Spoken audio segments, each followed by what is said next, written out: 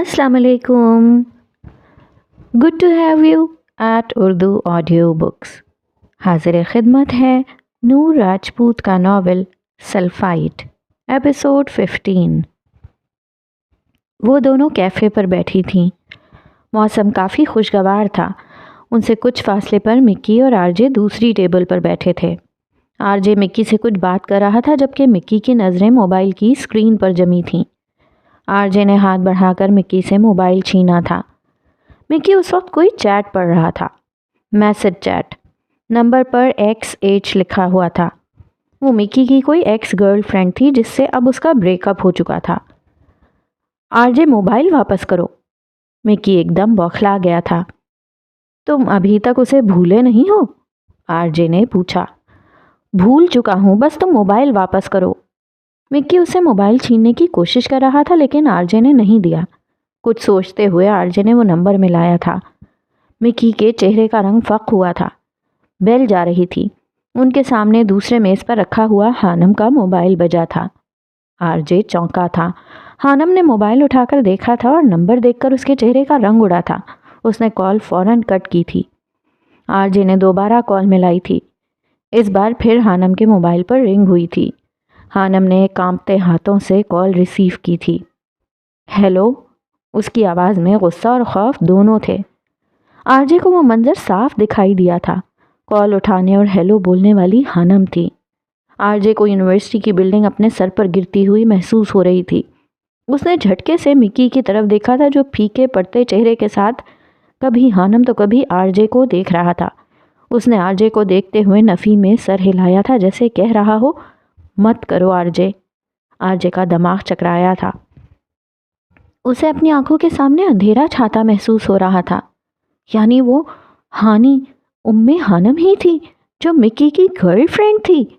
जबकि दूसरी तरफ हानम परेशान सी मोबाइल की स्क्रीन को घूर रही थी। आरजे फ़ोन बंद करते हुए उठा था और डिपार्टमेंट की तरफ बढ़ गया था। आरजे मेरी बात सुनो। मिक्की उसके पीछे लपका था लेकिन आरजे रुकने वाला नहीं था। क्या हुआ हानी, किसका फ़ोन था? मेहरू ने पूछा था। वो हानम गड़बड़ा गई थी। इससे पहले वो कुछ कहती मेहरू के मोबाइल पर रिंग हुई थी। भाई की कॉल है, मेहरू ने कहते हुए कॉल रिसीव की थी और फिर बात सुनने के बाद उसके चेहरे के रंग उड़े थे। क्या हुआ मेहरू, सब ठीक है ना? हानम ने पूछा था। मैं आती हूँ भाई, मेहरू जवाब देते हुए बौखलाहट में उठी थी। सब ठीक तो है ना? हानम ने दोबारा पूछा था। नहीं हानी, मामा की तबीयत बहुत ज़्यादा ख़राब है। भाई हॉस्टल के बाहर मेरा इंतज़ार कर रहे हैं, मुझे जाना होगा, मेहरू ने कांपती आवाज़ से उसे बताया था। अल्लाह खैर करे, तुम ध्यान से जाओ। मेहरू जज्बात में सर हिलाती आगे बढ़ गई थी जबकि हानम वापस अपनी जगह पर बैठ गई थी। उसके सामने जूस का ग्लास रखा था। कुछ दिनों से सब कुछ गलत हो रहा था।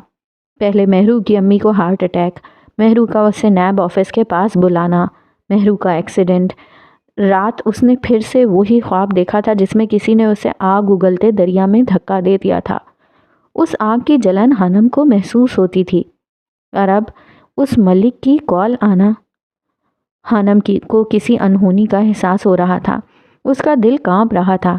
वो कैफ़े से उठने के बाद डिपार्टमेंट की तरफ बढ़ गई थी। उसकी असाइनमेंट मुकम्मल नहीं थी, सुबह जमा करवानी थी।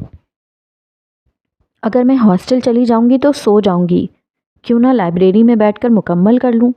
हानम सोचते हुए लाइब्रेरी की तरफ बढ़ गई थी। आज जन्नत रोड पर स्टूडेंट्स का रश नहीं था। रोड और कैफ़े खाली खाली नज़र आ रहा था। पहली वजह तो ये थी कि जन्नत रोड के दोनों तरफ तकरीबन 8-10 डिपार्टमेंट थे, जिनमें से कुछ डिपार्टमेंट के पेपर लेट हुए थे और अब उन्हें सेमेस्टर ब्रेक थी, इसलिए काफ़ी डिपार्टमेंट बंद थे। जबकि दूसरी वजह ये थी कि उस दिन फैसल ऑडिटोरियम में टेक्नोलॉजी पर एक बहुत बड़ा सेमिनार था जिसमें बड़ी बड़ी शख्सियात ने शिरकत करनी थी। उनके डिपार्टमेंट के भी तकरीबन सभी स्टूडेंट्स वहाँ गए हुए थे। हानम का सेमिनार में जाने का मूड नहीं था। वो लाइब्रेरी में बैठी इन्हमाक से असाइनमेंट बना रही थी जब उसके मोबाइल पर वाइब्रेशन हुई। लाइब्रेरी में 1-2 स्टूडेंट्स थे। हानम ने मोबाइल देखा। मलिक की कॉल थी जो अभी कुछ देर पहले भी आई थी और वो मेहरू में उलझकर भूल गई थी। नंबर देखकर हानम की तेवरी चढ़ी थी। उसने गुस्से से कॉल उठाई थी। हेलो, حانم کی آواز سے بھی غصہ جھلک رہا تھا۔ کیسی ہوں مس ہانی؟ کاٹدار لہجے میں پوچھا گیا تھا۔ ذرا ڈپارٹمنٹ کے گراؤنڈ میں تشریف لائیں گی آپ؟ اس سے پہلے کہ حانم کچھ بولتی وہ دوبارہ بولا تھا۔ حانم کو وہ آواز جانی پہچانی محسوس ہوئی تھی۔ اس کی ایک کمزوری تھی، وہ آوازوں میں جلدی سے فرق محسوس نہیں کر پاتی تھی۔ اگر مہرو بھی کسی انجان نمبر سے اسے کال کرتی تھی تو حانم کافی دیر بعد اسے پہچانتی تھی۔ کون؟ حانم کا گلا خشک ہوا تھا۔ دوسری طرف سے آرجے کا قہقہا بلند ہوا تھا۔ وہ اس کے قہقہا لگانے کے انداز سے پہچان گئی تھی۔ ذرا گراؤنڈ میں تشریف لے آئیں، پھر بتاتا ہوں، وہ کہہ کر فون بند کر چکا تھا۔ حانم کو اپنی روح فنا ہوتی محسوس ہو رہی تھی۔ ملک ہی آرجے ہے؟ نہیں، یہ نہیں ہو سکتا۔ حانم کا دل ڈوب گیا تھا۔ اسے جس بات کا ڈر تھا وہی ہوا تھا۔ ملک نام کے ڈر کا سانپ اس کے سینے میں کنڈلی مارے بیٹھا تھا جو آج اس کے اندر سے نکلا تھا۔ حانم کے ہاتھ اور ٹانگیں باقاعدہ کانپ رہی تھیں۔ موبائل اس کے ہاتھ سے چھوٹ کر گود میں جا گرا تھا اور وہ خشک ہوتے حلق کے ساتھ حالات کو سمجھنے کی کوشش کر رہی تھی۔ یہ ان دنوں کی بات ہے جب وہ فرسٹ ایئر میں تھی اور اس نے نیا نیا کالج جانا شروع کیا تھا۔ مہرو اور وہ دونوں ایک ہی کالج میں پڑھتی تھیں۔ کالج گھر سے کافی فاصلے پر تھا۔ اکثر دیر ہو جانے کے باعث آسیہ بیگم کافی پریشان ہوتی تھیں۔ کچھ پیسے جمع کرنے کے بعد انہوں نے حانم کو ایک چھوٹا سا الگ موبائل لے کر دے دیا تھا۔ بے شک ان کے گھر میں غربت تھی، لیکن زندگی ایک پرسکون ندی کی مانند بہہ رہی تھی، اور اس ندی میں پہلا پتھر ملک کے آنے سے پڑا تھا۔ فرسٹ ایئر میں انہوں نے کالج میں سینئرز کلاسز کو فیئرویل پارٹی دی تھی۔ مہرو اپنا اسمارٹ فون لائی تھی۔ چونکہ کالج میں صرف لڑکیاں ہی تھیں اس لیے وہ دونوں خوب اچھے سے تیار ہوئی تھیں۔ مہرو نے اچھی کافی فوٹوز بنائی تھیں۔ وہ دونوں بہت پیاری لگ رہی تھیں، خاص طور پر حانم، اور شاید یہی اس کی بدقسمتی تھی۔ مہرو، یہ کون ہے؟ مکی مہرو کے موبائل میں فنکشن کی تصویریں دیکھ رہا تھا جب اس کی نظر مہرو کے ساتھ مسکراتی حانم پر پڑی تھی۔ یہ ہانی ہے، میری بیسٹ فرینڈ، مہرو نے جواب دیا تھا۔ یہ پیاری ہے، معصوم بھی۔ ہاں، یہ بہت اچھی اور نیک لڑکی ہے، مہرو نے سرسری سے انداز میں جواب دیا تھا۔ مہرو کے نیک کہنے پر مکی دل میں ہنسا تھا۔ اچھا یار، چائے تو پلا دو، اتنے دنوں بعد گھر آیا ہوں، مکی نے شکوہ کیا تھا، اور مہرو اس بات میں سر ہلاتی کمرے سے چلی گئی تھی۔ مکی نے خباثت سے ہنستے ہوئے حانم کا نمبر اس کے موبائل سے لیا تھا۔ پتہ چل جائے گا کتنی نیک اور پارسا ہے، وہ شیطانی ہنسی ہنسا تھا۔ ہیلو ہانی، حانم اپنا کیمسٹری کا ٹیسٹ یاد کر رہی تھی جب اس کے موبائل پر بیل ہوئی تھی۔ اجنبی نمبر دیکھ کر اسے حیرانی ہوئی تھی۔ مکی نے مہرو کے موبائل سے نمبر لینے کے پورے 1 ماہ بعد حانم کو میسج کیا تھا۔ کیسی ہو؟ حانم ابھی سوچ ہی رہی تھی کہ یہ نمبر کس کا تھا، تبھی دوسرا میسج موصول ہوا۔ وہ شش و پنج میں مبتلا تھی کہ رپلائی کرے یا نہ کرے، تبھی اس نمبر سے کال آئی تھی۔ حانم نے کال ریسیو کی تھی۔ ہیلو ہانی، میں ملک، لڑکے کی آواز اور اس کے منہ سے اپنا نام سن کر حانم دھک سے رہ گئی تھی۔ اس نے فوراً کال کاٹنے کے بعد موبائل بند کر دیا تھا، اور پھر یہ سلسلہ بند نہیں ہوا تھا۔ روز صبح و شام میسج آنے لگے تھے، کبھی حسن کے قصیدے پڑھے جاتے تو کبھی اس کی معصومیت کے۔ حانم کو سمجھ نہیں آ رہا تھا کہ اسے تنگ کرنے والا کون تھا۔ جہاں مہرو اسے اپنی چھوٹی چھوٹی بات بتاتی تھی، وہیں حانم اپنے بڑے بڑے باتیں اس سے چھپاتی تھی۔ یہ اس کی فطرت تھی شاید۔ آخر تم کون ہو اور کیوں مجھے تنگ کرتے ہو؟ حانم نے جھنجھلا کر پوچھا تھا۔ تم پر مر مٹا ہوں، دوستی کا خواہاں ہوں۔ اس کی بے باکی پر حانم کے چہرے پر ناگواری ابھری تھی اور اس نے کوئی جواب نہیں دیا تھا۔ پہلی لڑکی ہے یار جو قابو نہیں آ رہی، 2 ماہ ہو گئے ہیں، مکی آرجے کے سامنے صوفے پر براجمان خباثت سے کہہ رہا تھا۔ لگے رہو، ایک نہ ایک دن مان جائے گی۔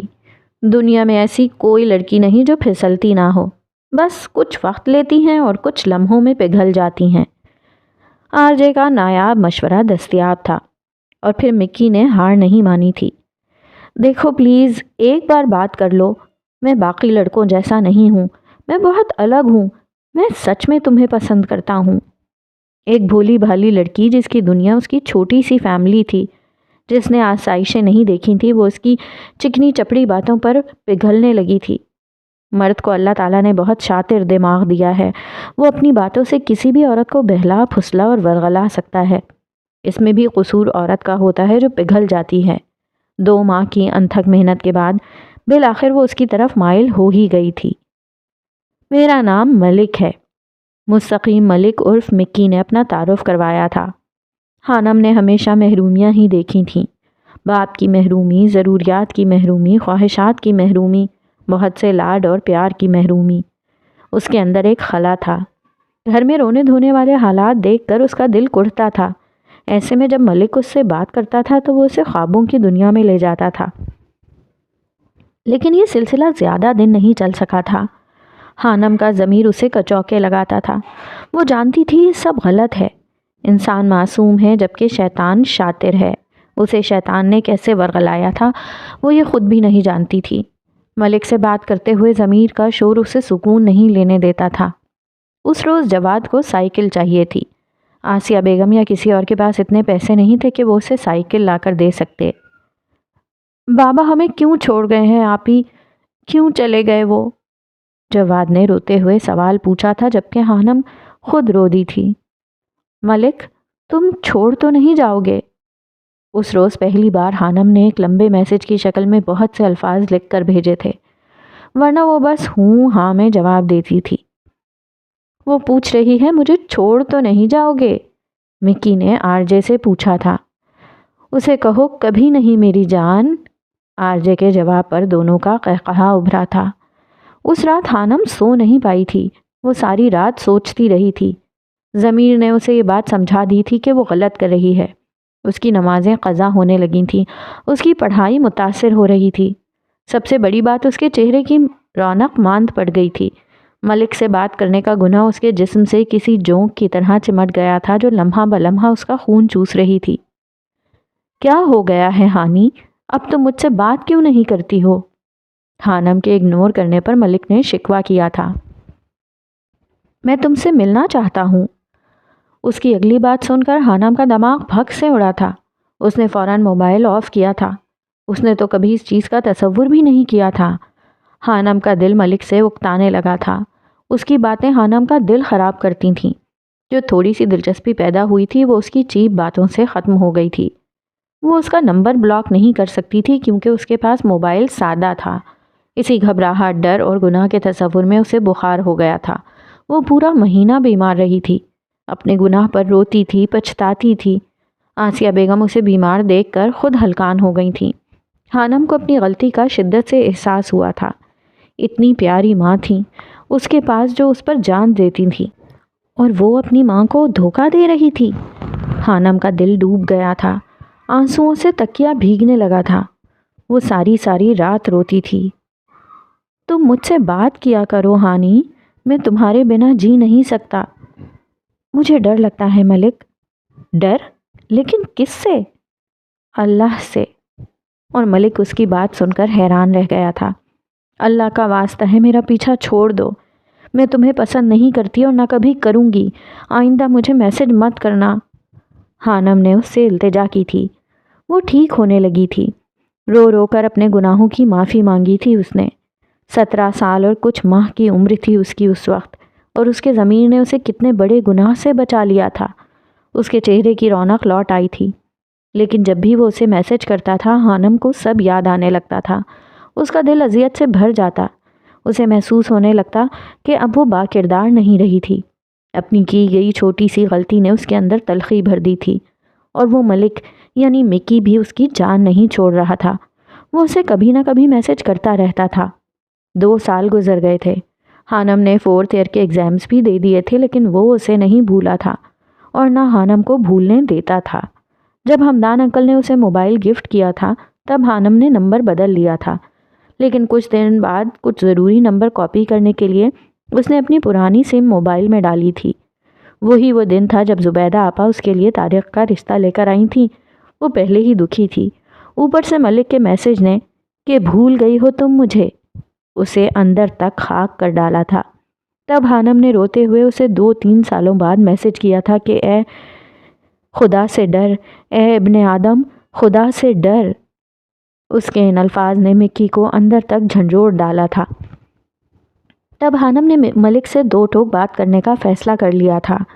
اس نے نمبر دوبارہ آف نہیں کیا تھا، بلکہ سوچ رکھا تھا کہ اگر اس بار اس نے کال یا میسج کیا تو وہ اس سے صاف صاف بات کرے گی، لیکن اس کے ان الفاظ نے مکی کے ہاتھ جکڑ دیے تھے۔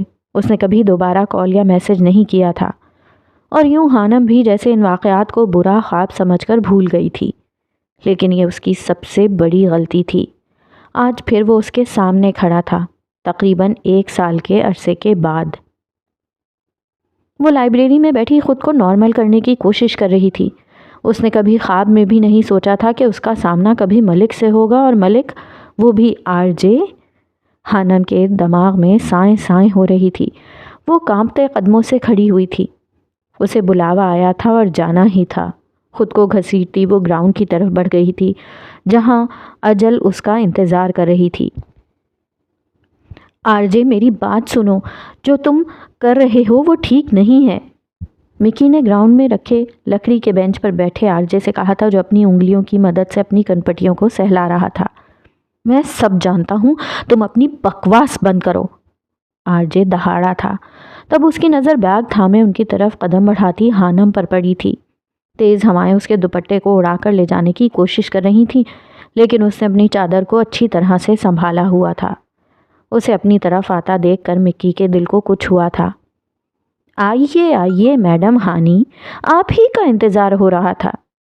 جیسے ہی وہ ان کے قریب پہنچی تھی، RJ نے زہر خند لہجے میں کہا تھا، یہاں کیوں بلایا ہے مجھے؟ حانم کا لہجہ سخت تھا۔ بتاتے ہیں، اتنی بھی کیا جلدی ہے، جائیں پہلے وہ پڑھیں۔ RJ نے اسے گراؤنڈ میں لگے پودے کی طرف اشارہ کیا تھا، جہاں پر ایک اشتہار لگا تھا۔ حانم الجھن زدہ چہرے کے ساتھ اس پودے کی طرف بڑھ گئی۔ سفید کاغذ پر لکھے لفظوں کو پڑھ کر حانم کی روح فنا ہوئی تھی۔ وہ اس کی اور مکی کی باتیں تھیں، اور اوپر اس کا نام اور نمبر لکھا تھا۔ RJ ان کی کنورسیشن کے اسکرین شاٹ لے کر ان کے پرنٹ نکلوا بیٹھا تھا۔ گراؤنڈ میں ہر طرف دیواروں اور پودوں پر وہ پرنٹ چسپاں تھے۔ وہ کرنٹ کھا کر پلٹی تھی۔ لڑکیوں کو لگتا ہے وہ اپنی طرف سے اگر پیغامات اور نمبر کو ختم کر دیں گی تو سب واقعی ختم ہو کر پہلے جیسا ہو جائے گا، لیکن یہ لڑکیوں کی خام خیالی ہوتی ہے۔ وہ پیغامات ہمیشہ کے لیے نامہ اعمال اور مرد کے پاس محفوظ رہتے ہیں۔ نامہ اعمال سے تو شاید توبہ اور ندامت کے آنسوؤں سے ان پیغامات اور گناہوں کو مٹا دیں، لیکن ایک مرد کے پاس سے ان گناہوں کا مٹنا ناممکن ہے۔ ہاں، جو اس کے گناہ اژدہے کا روپ دھار کر اسے نگلنے کو تیار کھڑے تھے۔ وہ 3-4 سال پہلے ہی ڈر گئی تھی کہ رب کی پکڑ بڑی شدید ہے، اور آج وہ پکڑ میں آ چکی تھی۔ حانم کا دل اتنی زور سے دھڑک رہا تھا جیسے ابھی پسلیاں توڑ کر باہر نکل آئے گا۔ اس کے ہونٹ خشک ہو چکے تھے۔ اس نے اپنے خشک ہوتے ہونٹوں پر زبان پھیری تھی۔ آسمان پر سیاہ بادلوں نے اندھیرا سا کر دیا تھا، اور کچھ ایسی ہی سیاہی اس کے مقدر پر مل دی گئی تھی۔ واہ مس حانم، واہ! جس لڑکی کا یونیورسٹی میں کوئی بوائے فرینڈ نہیں، وہ لڑکی مکی ملک کی GF نکلی، واہ! RJ کا لہجہ کاٹدار تھا۔ اس نے تالیاں بجا کر داد دی تھی۔ حانم کو ایک اور جھٹکا لگا تھا۔ مستقیم ملک؟ اس نے کبھی غور کیوں نہیں کیا تھا کہ مکی ہی ملک ہو سکتا تھا، اور وہ مہرو کا کزن بھی تھا۔ اس کے پاس نمبر بھی آ سکتا تھا۔ حانم نے مکی کو دیکھا تھا، جو نظریں چرا گیا تھا۔ RJ، میری بات سنو۔ مکی نے کچھ کہنا چاہا۔ تم خاموش رہو۔ مکی کی بات پر RJ دہاڑا تھا۔ میں نے دنیا میں منافق لوگ دیکھے ہیں، لیکن تم سے کم۔ وہ حانم کی طرف بڑھا تھا۔ حانم کی پوری جان کانپ رہی تھی۔ میں نے شاطر لڑکیاں دیکھی ہیں، لیکن تم سے کم۔ کیا کہا تھا تم نے؟ کہ میری روح سے غلاظت لپٹی ہے؟ اپنے بارے میں کیا خیال ہے تمہارا؟ وہ سور پھونک رہا تھا، اور حانم جل کر خاک ہو رہی تھی۔ اس کے پاس اپنی صفائی میں کہنے کو کچھ نہیں تھا۔ سارے ثبوت اس کے خلاف تھے۔ وہ کچھ نہیں کر سکتی تھی۔ آسمان پر پھیلی سیاہی کسی طوفان کی آمد کا پتہ دے رہی تھی۔ مجھے زندگی میں پہلی بار محسوس ہوا تھا کہ حانم دنیا کی سب سے الگ لڑکی ہے، لیکن تم تو سب سے بری نکلی۔ RJ نے اپنے چہرے پر ہاتھ پھیرا تھا۔ اس کے بال بکھرے پڑے تھے۔ بڑا غرور تھا نا تمہیں اپنے کردار پر، لیکن کس بات کا غرور ہے؟ یہ کاغذ دیکھ رہی ہو، یہ تمہاری بد کرداری کا منہ بولتا ثبوت ہے۔ خانم آنکھیں میچ گئی تھی، وہ شاید آنکھوں میں آئی نمی کو چھپانے کی کوشش کر رہی تھی۔ کچھ دن پہلے اسی گراؤنڈ میں وہ دونوں اسی موسم میں بیٹھے دنیا کے حسین ترین لوگ لگ رہے تھے، اور آج اسی گراؤنڈ میں ان کی بدولت اتنی بدصورتی پھیلی تھی۔ وہ جس لڑکی کو میں نے دنیا میں پہلی بار نیک سمجھا تھا، وہ میرے ہی دوست کی گرل فرینڈ نکلی۔ یقین نہیں ہوتا۔ وہ خود بھی جل رہا تھا۔ اس وقت آرجے کا دل کر رہا تھا کہ وہ ہر چیز کو بھسم کر دے، مکی کو، ہانم کو اور پھر خود کو۔ اس کی آنکھیں شعلے اگل رہی تھیں اور ہانم بھسم ہو رہی تھی۔ دنیا میں آرجے کو اتنی نفرت کسی سے نہیں ہوئی تھی جتنی اس وقت اسے اپنے سامنے کھڑی اس لڑکی سے ہو رہی تھی۔ یہ تو سنا تھا کہ 900 چوہے کھا کر بلی حج کو چلی، آج دیکھ بھی لیا۔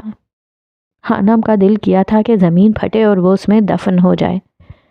تمہیں تو میں نے سب سے الگ سمجھا تھا، لیکن تم بھی وہی نکلی نا، تھرڈ کلاس، ماں باپ سے چھپ کر مردوں سے باتیں کرنے والی۔ آرجے نے گویا تابوت میں آخری کیل ٹھونکا تھا۔ ہانم نے مٹھیاں بھیچی تھیں، اذیت کی ایک گہری لہر اس کے جسم و جان میں پھیل گئی تھی۔ ہانم اور اس کا کردار اتنا بدصورت تھا، یہ ہانم کو آج ہی پتا چلا تھا۔ سنو، بس مکی ہی تھا یا پھر اور بھی تھے؟ کسی سے تو ملی ہوگی نا؟ اور اب کتنے لڑکوں سے چکر ہے تمہارا؟ وہ اس طرح سے بولتا نہایت بھونڈا لگ رہا تھا۔ ہانم نے کچھ کہے بنا واپسی کی طرف قدم بڑھائے تھے۔ ڈپارٹمنٹ کے باہر اجل منہ کھولے اس کا انتظار کر رہی تھی۔ سب ختم ہوا تھا، سب کچھ، اور وہ خود بھی۔ تم ایسے نہیں جا سکتی، آرجے چلایا تھا۔ ہانم کے قدم رکے تھے۔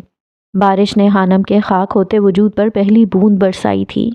وہ مرے مرے قدموں سے مکی کی طرف بڑھی تھی۔ اس نے اپنی چادر کو ہلنے نہیں دیا تھا۔ تم تو مستقیم تھے نا؟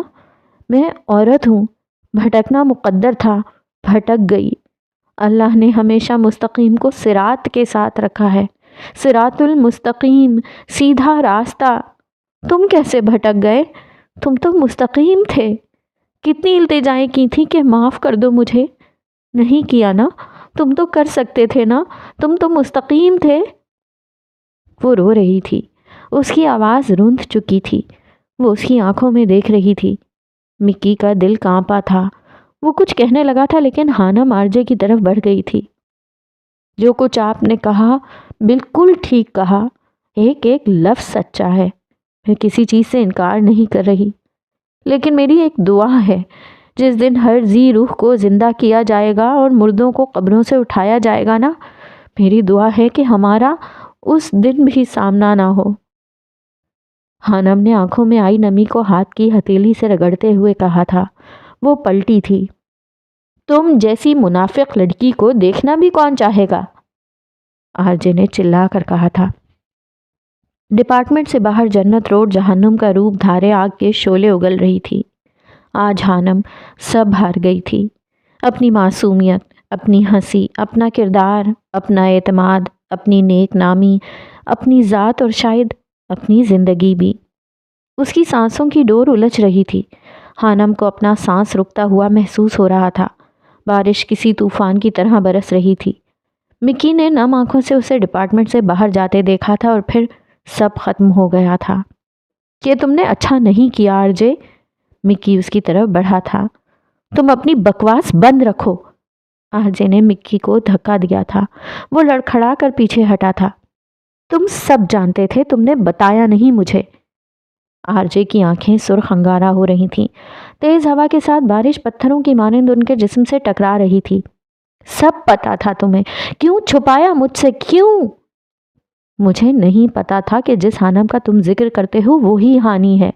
جس دن میں نے اسے یونیورسٹی میں دیکھا تب مجھے پتا چلا تھا۔ میں نے صرف اس لیے نہیں بتایا تھا کہ یہ کوئی اتنی بڑی بات نہیں تھی اور مجھے لگا کہ شاید تمہیں برا لگے گا۔ مکی نے ڈرتے ڈرتے صفائی دی تھی۔ مجھے کیوں برا لگتا ہاں؟ تم مجھے پہلے بتا دیتے تو میرے ذہن میں اس کی اچھائی کا خاکہ نہ بنتا۔ آرجے کا دل جل رہا تھا، لیکن کیوں یہ وہ خود نہیں جانتا تھا۔ مجھے لگا شاید تم ہانم کو پسند کرتے ہو اس لیے۔ پسند؟ مائی فٹ! ایسی لڑکیاں نفرت کے قابل بھی نہیں ہوتی۔ پہلے بھی ایسی 1000 لڑکیاں ہماری زندگی میں آئی ہیں، پہلے تو تم نے کبھی ایسے ریئیکٹ نہیں کیا، پھر آج کیوں؟ مکی نے سوال اٹھایا تھا۔ دیکھو، وہ لڑکیاں جیسی ہوتی ہیں ویسی دکھتی ہیں، اچھائی کا لبادہ پہن کر مردوں کو گمراہ نہیں کرتی۔ آرجے نے منہ پر ہاتھ پھیر کر بہتے پانی کو صاف کیا تھا۔ وہ اچھی لڑکی ہے آرجے، تم نے اس کے ساتھ اچھا نہیں کیا۔ تم اس کی اتنی طرفداری کیوں کر رہے ہو؟ تمہیں عشق تو نہیں ہو گیا اس سے؟ آرجے کا لہجہ جلا کر خاک کر دینے کی مانند تھا۔ مکی ساکت ہوا تھا۔ دنیا میں واحد لڑکی ہانم ہے جس کی میں نے دل سے عزت کی ہے۔ مکی کا لہجہ اس کی بات کی سچائی کا اعتراف کر رہا تھا۔ کیا اچھا ہے اس میں؟ کیوں کرتے ہو تم اس بد کردار لڑکی کی عزت؟ اس کا تم سے افیئر رہا ہے۔ Shut up آرجے، shut up! مکی چلایا تھا۔ اسے پہلی بار آرجے کے سامنے اس طرح کی بات کی تھی۔ بد کردار نہیں ہے وہ، کہ تم بھی جانتے ہو۔ پوچھو اپنے دل سے۔ اور جہاں تک بات ہے اس کی پارسائی کی، تو میں گواہ ہوں، ہاں میں گواہ ہوں ام ہانم کی پاکیزگی اور اس کے ایمان کا۔ آرجے غصے میں مٹھیاں بھیج کر رہ گیا تھا۔ ایسا پہلی بار ہوا تھا کہ کسی لڑکی کی وجہ سے ان میں لڑائی ہوئی تھی، اور آج میں وہ کانورزیشن ڈیلیٹ کرنے والا تھا جب تم نے میرے ہاتھ سے موبائل چھینا، اور میرا کوئی غلط رشتہ نہیں تھا اس سے، کبھی بن ہی نہیں پایا۔ میری باتیں اور تمہارے ڈائیلاگ اگر تمہیں یاد ہو تو ہانم کو اس راستے پر گھسیٹ ہی نہیں پائے، اس کی حفاظت کی گئی ہے۔ ایک لڑکپن کی نادانی کی وجہ سے تم نے اسے بد کردار بنا دیا۔ واہ! مکی کی آواز رند گئی تھی۔ اسے ہانم کی حالت دیکھ کر خوف آیا تھا۔ وہ خاموش بنا بد دعا دیے چلی گئی تھی، اور مکی اللہ کو ماننے والا تھا۔ اتنا تو وہ جانتا تھا کہ جو بد دعائیں دی نہیں جاتی نا، وہ تباہ کر دیتی ہیں۔ پتا ہے جب اس نے مجھے کہا تھا کہ خدا سے ڈر، اے ابن آدم خدا سے ڈر، میں واقعی ڈر گیا تھا۔ اس کی آنکھ سے آنسو پھسلا تھا جو بارش کی بوندوں میں جذب ہو کر گم ہو گیا تھا۔ مکی اب گراؤنڈ میں لگے ان اشتہارات کی طرف بڑھا تھا جو آرجے نے وہاں لگائے تھے۔ تیز بارش نے ان اشتہارات کو کافی حد تک خراب کر دیا تھا۔ مکی نے ہاتھ بڑھا کر وہ سارے اشتہارات اتارے اور پھر پھاڑے تھے۔ آرجے لکڑی کے بینچ پر دونوں ہاتھوں سے سر تھام کر بیٹھا تھا۔ تیز طوفانی بارش اور بادلوں کی دل دہلا دینے والی گرج چمک کی وجہ سے ڈپارٹمنٹ کے گیٹ کے پاس بنے سیکیورٹی روم سے کوئی گارڈ باہر نہیں نکلا تھا۔ جو اسٹوڈنٹس ڈپارٹمنٹ میں موجود تھے وہ ڈپارٹمنٹ کے اندر کینٹین اور چھوٹے سے لان میں بارش سے لطف اٹھا رہے تھے۔ مکی نے اپنے قدم ڈپارٹمنٹ سے باہر کی جانب بڑھا دیے تھے۔ پورے جنت روڈ کے دونوں طرف دیواروں پر لگے اشتہارات وہ اپنے ہاتھوں سے پھاڑ رہا تھا، جن پر ام ہانم کا باقاعدہ نام، سیمسٹر اور رول نمبر واضح تھا۔ مکی کے جانے کے 15 منٹ بعد وہ اپنی جگہ سے اٹھا تھا۔ آرجے کو اپنا دماغ گھومتا محسوس ہو رہا تھا۔ وہ جنت روڈ پر پیدل چل رہا تھا۔ وہ خود نہیں جانتا تھا کہ اس نے اپنے ساتھ کیا کیا تھا۔ وہ خود نہیں جانتا تھا کہ اس نے آج کیا کھویا تھا۔ اس کے دماغ میں بس غصہ اور نفرت بھری تھی۔ وہ اپنی نفرت میں اتنا اندھا ہو گیا تھا کہ اسے یہ نظر ہی نہیں آیا کہ جنت روڈ کے دونوں طرف ایک بھی اشتہار نہیں تھا۔ اللہ نے ان کے دلوں اور ان کے کانوں پر مہر لگا دی ہے، اور ان کی آنکھوں پر پردہ پڑ گیا ہے۔ وہ سخت سزا کے مستحق ہیں۔ البقرہ۔ ہانم نہیں جانتی تھی کہ اس نے ڈپارٹمنٹ سے ہاسٹل کا فاصلہ کیسے طے کیا تھا۔ اس کا دماغ سائیں سائیں کر رہا تھا۔ کمرے میں آنے کے بعد اس نے دروازے کو کنڈی لگائی تھی۔ اللہ! بیگ بیڈ پر پھینکنے کے بعد اس کی دل دہلا دینے والی چیخ ابھری تھی۔ باہر بادلوں کی گرج چمک میں اس کی چیخ کہیں دب کر رہ گئی تھی۔ وہ فرش پر بیٹھ گئی تھی اور اپنے سر کو گھٹنوں میں دیے ہذیانی انداز میں رو رہی تھی۔ کتنی دعائیں مانگی تھی اس نے اللہ سے، کچھ بھی ہو جائے اسے اس کی کم عمری کی ایک چھوٹی سی نادانی کی وجہ سے رسوا نہ کیا جائے۔ وہ کبھی کسی شخص کے راز فاش نہیں کرتی تھی اور اس نے اللہ سے بدلے میں یہی امید لگائی تھی، پھر کیسے آج اسے رسوا کر دیا گیا؟ ہانم کا دل پھٹ رہا تھا۔ اس نے زندگی میں پہلی بار موت کی خواہش کی تھی۔ اتنی تذلیل، اتنی رسوائی! حانم کو لگ رہا تھا جیسے اس کے دماغ کی کوئی رگ پھٹ جائے گی۔ کیوں ہوا تھا اس کے ساتھ ایسا؟ اللہ! اس کا رواں رواں تڑپ رہا تھا اور اللہ کو پکار رہا تھا۔ اس کا سسکیاں لیتا وجود آہستہ آہستہ ساکت ہوا تھا اور وہ فرش پر ڈھہ گئی تھی۔ ماہم، تمہاری ہانی سے بات ہوئی ہے کیا؟ آسیہ بیگم نے ماہم سے پوچھا تھا۔ نہیں امی، ماہم نے موبائل سے نظریں اٹھا کر جواب دیا تھا۔ پتہ نہیں، میری کل سے اس سے بات نہیں ہوئی، عجیب سا دل ہو رہا ہے، اللہ خیر کرے۔ امی آپ فون کر لیں، ماہم نے مشورہ دیا تھا۔ کب سے نمبر ملا رہی ہوں، بیل جا رہی ہے لیکن وہ فون نہیں اٹھا رہی۔ آسیہ بیگم کے لہجے میں واضح پریشانی تھی۔ اچھا آپ پریشان نہ ہوں، مصروف ہوگی یا سوئی ہوگی، اس کا موبائل اکثر سائلنٹ پر ہوتا ہے، جب دیکھے گی تو کر لے گی آپ کو فون۔ ماہم نے حوصلہ دیا تھا لیکن آسیہ بیگم کے دل کو قرار نہیں آیا تھا۔ وہ بے چینی میں بار بار حانم کا نمبر ملا رہی تھیں۔ ایک عجیب سے احساس کے ساتھ حانم کی آنکھ کھلی تھی۔ کمرے میں اندھیرا تھا، اذان کی آواز آ رہی تھی۔ اسے اپنے سر سے درد کی ٹیسیں اٹھتی محسوس ہو رہی تھیں۔ اسے سمجھ نہیں آ رہا تھا کہ کس وقت کی اذان ہو رہی تھی، اور اذان کی آواز اس کے زندہ ہونے کا ثبوت تھا۔ وہ ٹھنڈے فرش پر اوندھے منہ پڑی تھی۔ دماغ میں ایک فلم سی چلنے لگی تھی۔ حانم کی سسکی ابھری تھی۔ امی! وہ پھر رو دی تھی۔ دماغ سے اٹھنے والا درد اسے پاگل کر رہا تھا۔ فون کی گھنٹی بج رہی تھی۔ حانم میں اٹھنے کی ہمت نہیں تھی۔ مشکل سے اس نے بیڈ تک پہنچ کر بیگ سے فون نکالا تھا۔ موبائل کی تیز روشنی اس کی آنکھوں سے ٹکرائی تو اس کے دماغ میں ایک چبھن سی ہوئی تھی۔ آسیہ بیگم کا فون تھا۔ حانم کا دل تڑپ اٹھا تھا۔ ہیلو امی! حانم کی آواز نہیں نکل رہی تھی۔ کہاں ہو تم ہانی؟ میں کب سے فون کر رہی ہوں، فون کیوں نہیں اٹھا رہی ہو؟ آسیہ بیگم پریشان سی پوچھ رہی تھیں۔ امی! حانم رو دی تھی۔ کیا ہوا ہانی، تم ٹھیک تو ہو نا؟ اس کی سسکیاں سن کر آسیہ بیگم کا دل لرز اٹھا تھا۔ امی میرا سر، حانم سے بولا نہیں جا رہا تھا۔ کیا ہوا، سر کو درد ہو رہا ہے؟ دوائی لے لیتی۔ مہرو کہاں ہے؟ مہرو نہیں ہے، حانم مشکل سے بول پائی تھی۔ اچھا میں ڈرائیور کو بھیج رہی ہوں، تم فکر نہ کرو، بس تیار ہو جاؤ، میں آ جاؤں ساتھ؟ آسیہ بیگم خود بوکھلا گئی تھیں۔ وہ پہلے ہی حانم کے ہاسٹل جانے پر راضی نہیں تھی اور اب اسے تکلیف میں دیکھ کر ان کی خود کی جان ہوا ہو رہی تھی۔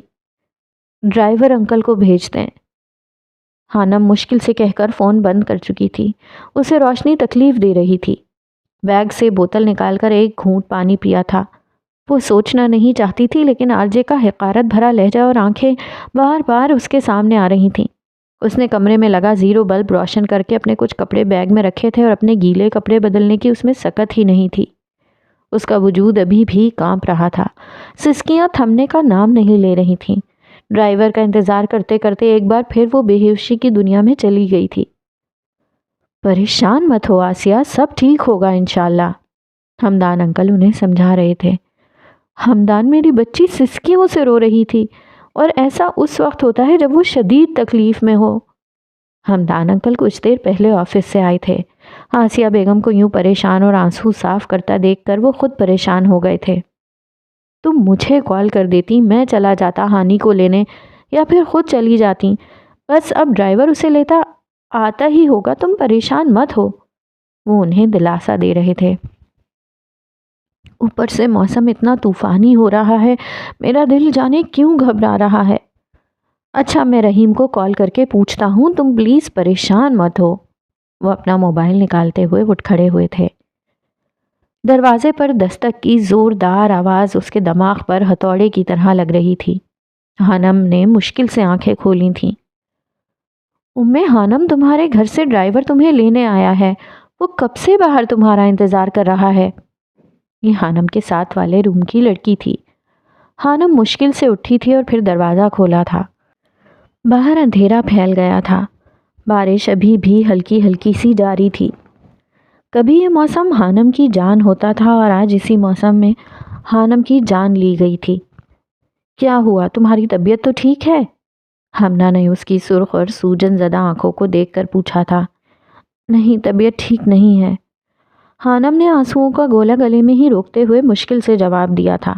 وہ اپنا بیگ اٹھا لائی تھی اور ٹیبل پر پڑا تالا بھی، اس کے ہاتھ کانپ رہے تھے۔ لاؤ میں لگا دیتی ہوں۔ خانم نے اس کے ہاتھ سے تالا پکڑا تھا۔ خانم کے قدم اب باہر کی طرف اٹھ رہے تھے۔ ہمنا نے پریشانی سے اسے جاتے دیکھا تھا۔ انٹری گیٹ پر انگوٹھا لگانے پر انٹری کر کے وہ باہر نکل آئی تھی۔ لڑکیوں کی ہنسی کی آوازیں اسے پاگل کر رہی تھیں۔ سب وہاں خوش تھے۔ باہر کینٹین پر لڑکیوں کا رش لگا تھا۔ تیز روشنیوں میں پودوں پر پڑے بارش کے قطرے موتیوں کی طرح چمک رہے تھے۔ اب وہ ہاسٹل گیٹ سے باہر نکل آئی تھی۔ اس نے ایک الوداعی نظر اپنے ہاسٹل پر ڈالی تھی۔ خانم کا دل بھر آیا تھا۔ رحیم انکل نے آگے بڑھ کر اس کا بیگ پکڑا تھا۔ وہ غائب دماغی سے گاڑی میں بیٹھی تھی۔ میں کب سے آپ کا انتظار کر رہا ہوں ہانی بیٹا، آنے میں اتنی دیر لگا دی۔ گھر سے صاحب کا کتنی بار فون آ چکا ہے۔ رحیم انکل پریشانی سے کہہ رہے تھے جبکہ خانم آنکھیں بند کیے سیٹ سے ٹیک لگائے ہوش و خرد سے بیگانہ پڑی تھی۔ آسیہ بیگم ہانی کا بے صبری سے انتظار کر رہی تھی۔ جب انہوں نے پورچ میں گاڑی رکنے کی آواز سنی تھی وہ دروازے کی طرف بھاگی۔ ہانی بیٹا، رحیم انکل نے اسے آواز دی تھی۔ نہ وہ مکمل حواسوں میں تھی اور نہ بے ہوشی میں۔ آنکھیں کھولو بیٹا، گھر آ گیا ہے۔ وہ اسے اٹھانے کی کوشش کر رہے تھے اور پھر کچھ دیر بعد اس نے آنکھیں کھولی تھیں۔ رحیم انکل نے اس کی ناساز طبیعت کو دیکھتے ہوئے گاڑی سے باہر نکل کر اس کی جانب والا دروازہ کھولا تھا، ورنہ وہ اس بات کا بہت غصہ کرتی تھی۔ اپنا بیگ خود پکڑتی تھی اور دروازہ بھی خود کھولتی تھی۔ اسے بی بی جی کہلوانا پسند نہیں تھا، اسی لیے رحیم انکل اسے اس کے نام سے پکارتے تھے۔ وہ مرے مرے قدموں سے گاڑی سے باہر نکلی تھی۔ ہانی، آسیہ بیگم اس کی طرف بڑھی تھیں۔ خانم کو دیکھ کر ان کا دل بھر آیا تھا۔ وہ ان کے گلے لگ کر خوب روئی تھیں۔ کیا ہوا ہانی، تم ٹھیک ہو نا؟ وہ پریشانی سے پوچھ رہی تھیں۔ چلو اندر، وہ اسے اندر لے آئی تھیں۔ میرا سر درد سے پھٹا جا رہا ہے، مجھے سونا ہے، وہ کمرے میں جاتے ہوئے بولی تھی۔ اچھا تم جاؤ، میں چائے بنا کر لاتی ہوں، اور یہ تمہارے کپڑے کیوں بھیگے ہوئے ہیں؟ آسیہ بیگم کے ہاتھ پاؤں پھول گئے تھے۔ کچھ دیر بعد ہمدان انکل اپنے کمرے سے باہر نکلے تھے۔ وہ فون پر کسی سے بات کر رہے تھے۔ انہوں نے ہانی کو اپنے کمرے میں جاتے دیکھا تھا۔ کیا ہوا، سب ٹھیک ہے نا؟ وہ آسیہ بیگم سے پوچھ رہے تھے۔ نہیں، مجھے لگتا ہے اسے بہت تیز بخار ہے، آسیہ بیگم نے بتایا تھا۔ میں ڈاکٹر کو کال کرتا ہوں۔ وہ پریشانی سے ڈاکٹر کا نمبر ملا رہے تھے جبکہ آسیہ بیگم کچن کی طرف بڑھ گئی تھیں۔ جواد اکیڈمی گیا تھا جسے اب رحیم انکل لینے گئے تھے، جبکہ ماہم سوئی ہوئی تھی۔ ملازم خانم کو یوں کھویا کھویا سا دیکھ کر پریشان ہو گئے تھے۔ خانم نے اپنے کمرے میں آ کر سب سے پہلے دروازہ لاک کیا تھا۔ پھر اس نے اپنا موبائل نکال کر اسے میز پر رکھا تھا۔ اسے اس موبائل سے شدید خوف آ رہا تھا۔ اسے لگ رہا تھا ابھی سب لوگ اسے کال کریں گے، سب اس کا مذاق اڑائیں گے۔ ان اشتہارات پر اس کے دونوں نمبر تھے۔ نہیں، ایسا نہیں ہو سکتا، وہ چلائی تھی۔ اس نے میز پر رکھا بھاری گلدان اٹھا کر موبائل پر دے مارا تھا۔ موبائل کے ٹکڑے ٹکڑے ہو چکے تھے۔ ٹوٹے پھوٹے موبائل کو اس نے الٹ کر اس میں سے سم نکالی تھی جسے اس نے واش روم میں جا کر پانی میں بہا دیا تھا۔ بد کردار ہو تم، آرجے کی آواز کسی ہتھوڑے کی طرح اس کی سماعت سے ٹکرائی تھی۔ اسے لگ رہا تھا کوئی اس کے کانوں میں پگھلا سیسا انڈیل رہا تھا۔ وہ روئی تھی، بہت روئی تھی، سسکیوں سے۔ اسے اپنا دم گھٹتا محسوس ہو رہا تھا۔ آہستہ آہستہ خانم کو سب گھومتا محسوس ہوا تھا۔ ہر طرف اندھیرا پھیل گیا تھا۔ اس کے دماغ میں درد کی ایک ٹیس اٹھی تھی اور پھر وہ چکرا کر گر چکی تھی۔ ہانی، دروازہ کھولو، آسیہ بیگم کب سے دروازہ کھٹکھٹا رہی تھی لیکن خانم دروازہ نہیں کھول رہی تھی۔ کیا ہوا امی؟ ماہم اپنے کمرے سے باہر نکلی تھی لیکن خانم نے دروازہ نہیں کھولا تھا۔ شور کی آواز پر ہمدان انکل بھی ادھر ہی آ گئے تھے۔ ہر کمرے کی ایک دوسری چابی موجود تھی۔ آسیہ بیگم بھاگ کر اپنے کمرے سے چابیوں کا گچھا اٹھا لائی تھیں۔ دوسری طرف سے وہ بری طرح ہانپ رہی تھیں۔ گھر کے سارے ملازم بھی ڈرے ہوئے تھے۔ آسیہ بیگم رو رہی تھیں۔ کمرے کا دروازہ کھولا گیا تھا اور سامنے وہ بے سدھ پڑی تھی۔ ہانی، آسیہ بیگم چلاتے ہوئے اس کی جانب بڑھی تھی لیکن خانم اپنے ہوش کب کی کھو چکی تھی۔ رات ہو گئی تھی۔ مکی گھر نہیں آیا تھا۔ آرجے لاؤنج میں بیٹھا اس کا انتظار کر رہا تھا۔ اس کا نمبر بند جا رہا تھا۔ آرجے کا دماغ گھوما تھا۔ ایسا پہلے کبھی نہیں ہوا تھا۔ مکی اسے بتا کر جاتا تھا اور اس کا نمبر کبھی بند نہیں ہوا کرتا تھا۔ आरजे ने कभी खुद को नशे का आदी नहीं बनाया था और उस वक्त उसे समझ नहीं आ रहा था कि वो क्या करे। लाउंज में रखी मेज़ की दराज से उसने सिगरेट निकाला था। उसे जलाने के बाद अब वो धुएं उड़ा रहा था। लेकिन मेरी एक दुआ है, जिस दिन हर जी रूह को जिंदा किया जाएगा और मुर्दों को कब्रों से उठाया जाएगा ना, मेरी दुआ है कि हमारा उस दिन भी सामना ना हो।